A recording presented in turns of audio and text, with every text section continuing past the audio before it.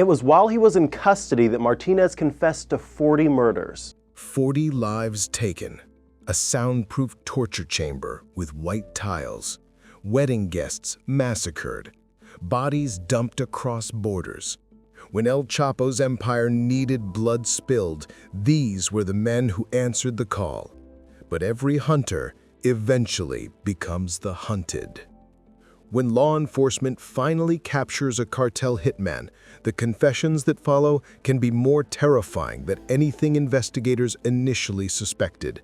The sheer scale of violence committed by individual enforcers often exceeds even the most pessimistic estimates from those tracking cartel activities.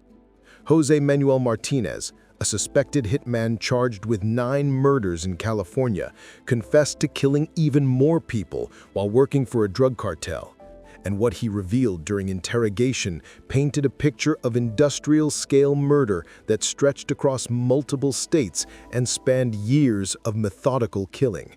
A suspected hitman charged with 9 murders in California has confessed to killing even more people while working for a drug cartel.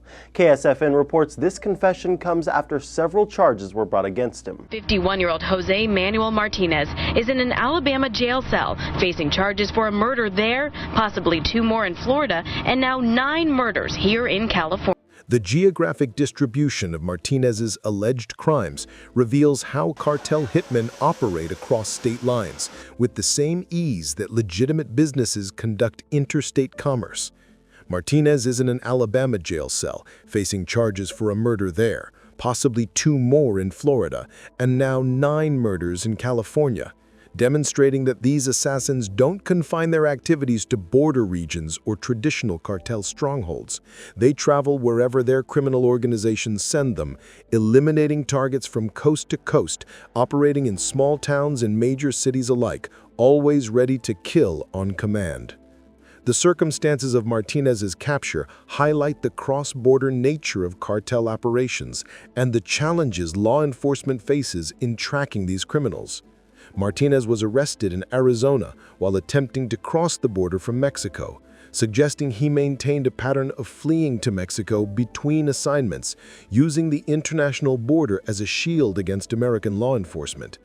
This tactic has been employed by countless cartel members over the decades: commit crimes in the United States, then retreat to Mexico, where extradition processes are lengthy, complicated, and not guaranteed.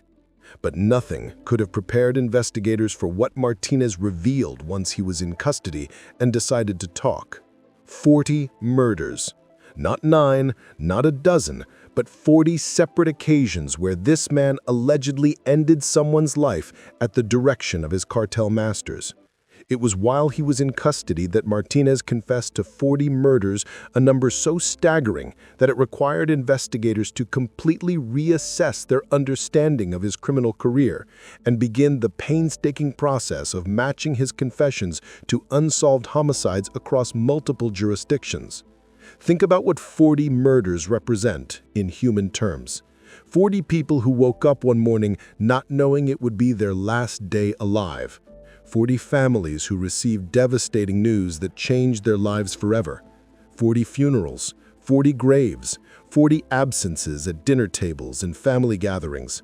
And this was just one hitman, one employee of one faction of one cartel. The total death toll from cartel violence becomes almost incomprehensible when you consider how many Jose Manuel Martinezes are operating throughout Mexico and the United States at any given time. The methods Martinez allegedly employed showed the ruthless efficiency expected of professional cartel assassins. One of Martinez's alleged victims was shot while driving to work with his wife, brother, and brother-in-law all in the vehicle, an attack that demonstrated complete disregard for witnesses, collateral damage, or the psychological trauma inflicted on survivors.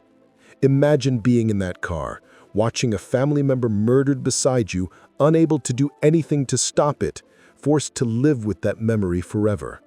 This is the reality of cartel violence.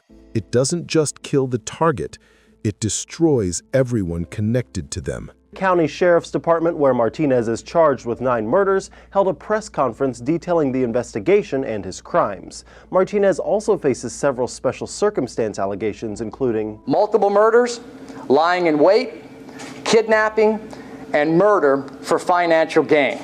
These allegations make the defendant potentially eligible for the death penalty. The special circumstances allegations against Martinez, multiple murders, lying in wait, kidnapping, and murder for financial gain read like a textbook definition of premeditated, cold-blooded murder conducted as a business enterprise. This wasn't a crime of passion or a situation that spiraled out of control. These were calculated assassinations conducted by a professional killer who stalked his victims, waited for the optimal moment to strike, and killed people because someone was paying him to do so. These allegations make the defendant potentially eligible for the death penalty, meaning California prosecutors are considering seeking the ultimate punishment for crimes they view as among the most heinous imaginable. The investigative work required to verify Martinez's confessions illustrates the enormous resources required to prosecute cartel cases effectively.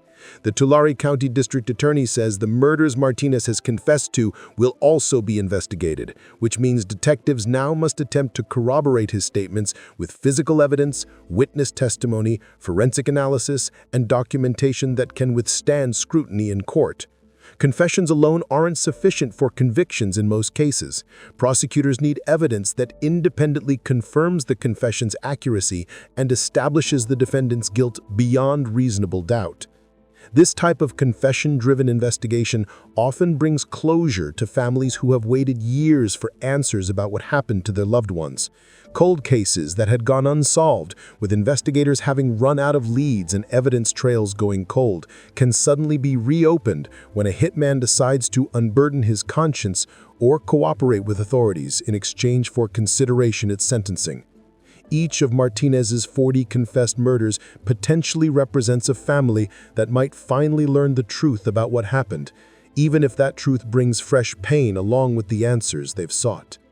But Martinez wasn't the only cartel enforcer whose capture and prosecution revealed the staggering scale of violence these organizations employ. The story of a wedding turned into a killing ground represents one of the most chilling examples of how cartel enforcers will strike anywhere, at any time, with complete disregard for the sanctity of human celebrations or the innocence of bystanders. In 2010, Torres Marufo allegedly ordered an individual from El Paso to have a wedding ceremony in Juarez for him to confirm the identity of a target, transforming what should have been a joyous celebration into an elaborate trap designed to identify and eliminate a cartel target. The target was the groom, a U.S. citizen and resident in Columbus, New Mexico, meaning this attack specifically targeted an American citizen on what should have been one of the happiest days of his life. Of Torres Marufo, the groom, his brother, and his uncle were all kidnapped during the wedding ceremony, then tortured and murdered, the indictment reads. Their bodies were discovered by Juarez police a few days later in the bed of an abandoned lorry. In addition, a 4th person was killed in kidnapping during the wedding ceremony. Marufo faces life in prison if convicted. His name appeared during El Chapo's federal trial. 4 people murdered at a wedding. Try to imagine the scene. Guests gathered in celebration, music playing, families from both sides coming together to witness the union of 2 people in love. Then armed men arrive, kidnap the groom along with his brother and uncle, and kill a 4th victim during the abduction. The psychological trauma inflicted on every person who witnessed this horror cannot be measured. By order of Torres Marufo, the groom, his brother, and his uncle were all kidnapped during the wedding ceremony, then tortured and murdered, with their bodies discovered by Juarez police a few days later in the bed of an abandoned lorry. The torture these victims endured before death adds another layer of cruelty to an already horrific crime. Cartel torture isn't conducted simply to extract information. It's a demonstration of power, a way to inflict maximum suffering before death, and a message to anyone who might consider crossing the organization. But the wedding massacre was just one incident in Torres Marufo's extensive criminal career. Another case demonstrates how the cartel holds people accountable for disruptions to their drug trafficking operations with lethal efficiency. Torres Marufo ordered the victim's removal in response to the loss of a 670-pound shipment of cannabis seized by Border Patrol at a Sierra Blanca checkpoint on August 5, 2009, showing that the cartel's response to business losses is to find someone to blame and make an example of them. The victim in this case may or may not have been directly responsible for the seizure. The cartel's justice system doesn't require proof of guilt, only someone to punish when things go wrong. In September 2009, Torres Marufo allegedly orchestrated a kidnapping in Horizon City, Texas, in retaliation for the drug seizure that had occurred the previous month. The victim was snatched from American soil, taken across the border where Torres Marufo had complete control, and subjected to interrogation about the lost shipment. After the kidnapping, the victim was taken to Juarez, where Torres Marufo interrogated him and ordered his murder, followed by the discovery of the victim's mutilated body in Juarez on September 8, 2009. The mutilation wasn't accidental or incidental, it was intentional, designed to send a message to everyone in the organization about what happens when shipments are lost, when money goes missing, when the cartel's business interests are harmed in any way. The body becomes a billboard advertising the consequences of failure. Years of investigation, intelligence gathering, and cross-border cooperation eventually led to Torres Marufo's downfall. Antonio Jaguar Torres Marufo was extradited from Mexico to the U.S. to face federal fraud charges, officials said, with his extradition announced Tuesday night in a press release issued by the Justice Department. The extradition represented a significant achievement in bilateral law enforcement cooperation, as getting high-value cartel members transferred from Mexican to American custody has historically been complicated by legal challenges, political considerations, and security concerns. He will appear in court in Texas after being charged in the same April 2012 RICO indictment in which Guzman was named, linking Torres Marufo directly to El Chapo himself in a sweeping racketeering case that detailed the organizational structure and criminal activities of the Sinaloa cartel. The charges include conspiracy to commit murder, kidnapping, money laundering, and dope distribution, a comprehensive catalog of federal crimes that carry severe penalties, including the possibility of life imprisonment. The reaction from American law enforcement to Torres Marufo's extradition reflected the significance of removing such a dangerous individual from the streets and bringing him to justice in United States courts.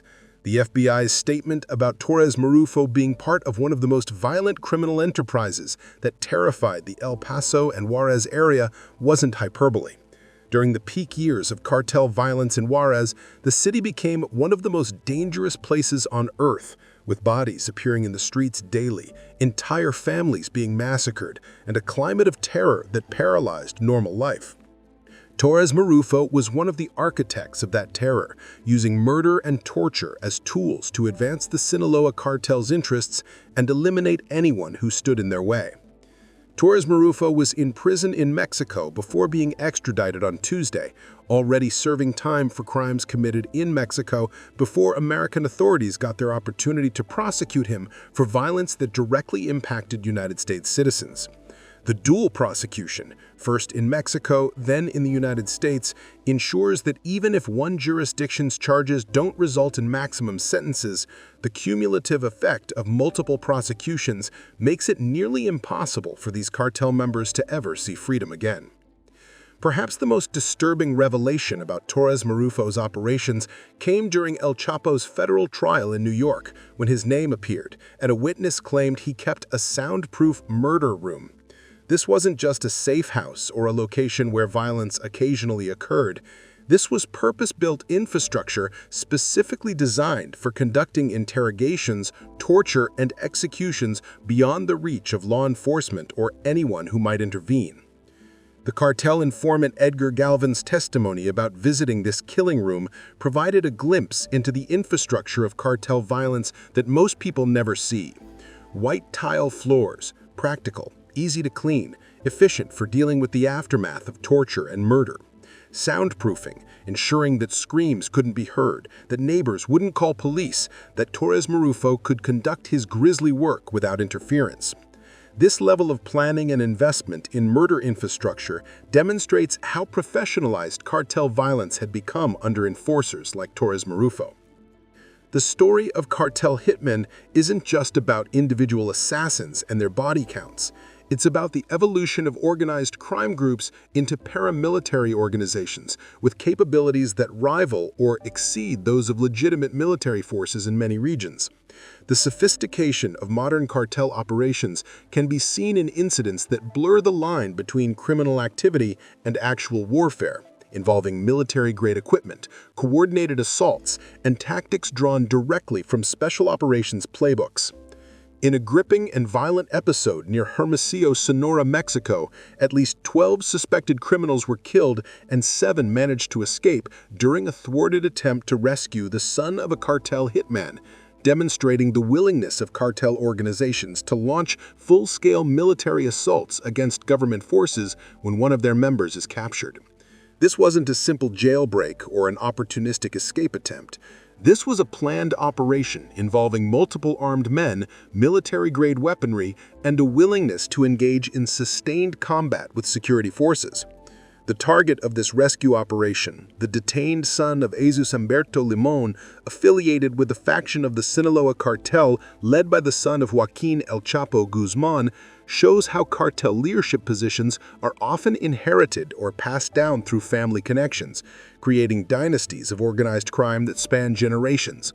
Even with El Chapo himself imprisoned in the United States, his sons continue to control significant portions of the Sinaloa cartel, and their subordinates command enough loyalty that other cartel members will risk their lives attempting military-style rescue operations. The speed with which the cartel mounted this rescue attempt reveals the sophistication of their communication networks and operational readiness. The suspected hitman's son was apprehended minutes before the incident, marking the catalyst for the violent clash, meaning the cartel was able to detect the arrest, mobilize an assault team, arm them with military weapons, and deploy them to the location within minutes. This kind of rapid response requires pre-positioned assets, sophisticated intelligence gathering, and a command structure that can make decisions and deploy resources with military efficiency. The firefight that followed resulted in significant casualties among the attackers, with 12 suspected criminals killed during the confrontation, but also demonstrated that government security forces faced serious threats from cartel operatives. The record behind the breakthrough shows that military-grade weaponry was used by the attackers, illustrating the level of unprecedented violence from members of the cartel and explaining the armed confrontation. The equipment recovered from the attackers, AR-15s, AK-47s, bulletproof vests, camouflaged gear, 6 modern vans, and significant quantities of ammunition, represents an investment of hundreds of thousands of dollars in military-grade equipment. This isn't street crime. This is organized military operations conducted by criminal enterprises with budgets that allow them to outfit assault teams better than many national police forces. The AR-15s and AK-47 rifles are military-grade assault weapons capable of penetrating body armor and inflicting mass casualties. The bulletproof vests and camouflage demonstrate that these attackers expected sustained combat and came prepared for war. But perhaps the most concerning evolution in cartel tactics involves the incorporation of technology that was until recently the exclusive domain of nation-states and advanced militaries. The use of drones as weapons platforms represents a terrifying escalation that has profound implications for security along the border and in Mexican cities where cartels operate with relative impunity. Cartels launched a drone attack in Tijuana, with 3 drones dropping homemade explosives on a government office, marking one of the first uses of drone warfare by criminal organizations against government targets. The target of this drone attack, the Baja California Attorney General's office, specifically the anti-kidnapping unit, was carefully chosen to send a message. Surveillance video from the office shows explosives detonating in the parking lot, damaging 6 personal vehicles, with the attack calculated to intimidate law enforcement officials who have been disrupting cartel kidnapping operations in the region. Attorney General Andrade says the attack may be retaliation as her office has cracked down on kidnapping gangs coming from other Mexican states, revealing the ongoing cycle of enforcement and retaliation that characterizes the war between cartels and government forces. When authorities successfully disrupt cartel operations, the organizations respond with violence designed to either eliminate effective law enforcement officials or intimidate them into backing off.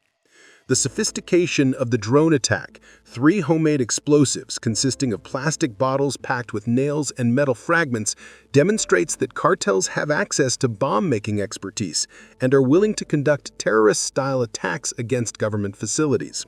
The improvised explosive devices, while crude compared to military ordnance, were effective in delivering the intended message and demonstrating cartel capabilities. The power of the cartel militants and the advancement in weapons exposes how the government of these nations needs to advance in their weaponry to combat these terrorists. If you enjoyed this story and learned from it, please like, subscribe, and put on your notification bell.